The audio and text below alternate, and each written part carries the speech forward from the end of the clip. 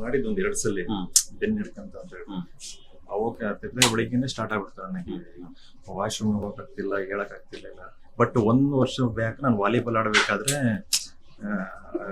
ಮಾಡ್ಬೇಕಾದ್ರೆ ಸ್ವಲ್ಪ ಈ ಕಡೆ ನೋವು ಬರ್ತಿತ್ತು ಸರ್. ಅದಾದ ನಂತರ ಏನ್ ಮತ್ತೆ ಪ್ರಾಬ್ಲಮ್ ಇರ್ಲಿಲ್ಲ, ಮಾಮೂಲಿ ಇರ್ತಿದ್ನು. ಎಷ್ಟು ದಿನದಿಂದ ಸ್ಟಾರ್ಟ್ ಆಗಿದೆ?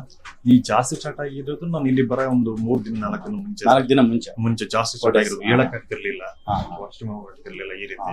ಅದು ಇಲ್ಲಿ ಬಂದು ಇಂಜೆಕ್ಷನ್ ಹಾಕೊಂಡ್ಮೇಲೆ ಇಂಜೆಕ್ಷನ್ ಹಾಕಿ ನಾನು ತಿರುಗಿ ಬೆಳಗ್ಗೆ ನಾನು ಒಂದ್ ಸ್ವಲ್ಪ ನಾರ್ಮಲ್ ಆಗ್ಬಿಟ್ಟೆ.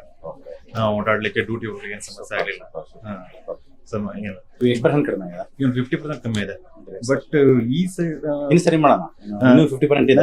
ಮಾಮೂಲಿ ಬೋನ್ ಅಲ್ಲಿ ತುಂಬಾ ಡಿಜನರೇಷನ್ ಇದೆ, ಲಾಟ್ ಆಫ್ ಡಿಜನರೇಷನ್ ಇಂದ ಬೋನ್.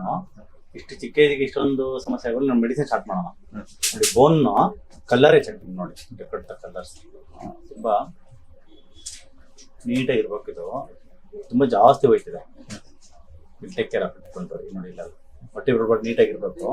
ಇನ್ನು ಸೀಟ್ ಒಳಗಡೆ ಹೋಗಿದೆ ನೋಡಿ, ಸರಿ ಮಾಡೋಣ ಅಂತಂದ್ರೆ ಡೋಂಟ್ ವರಿ. ಅದರಿಂದ ನಿಮಗೆ ಉಳಿದಂಗೆ ಆಗಿದೆ ಅವಾಗ. ಬಿಕಾಸ್ ಆಫ್ ವೀಕ್ನೆಸ್ ಹಿಂಗ್ ಬಗ್ಗಿದಾಗ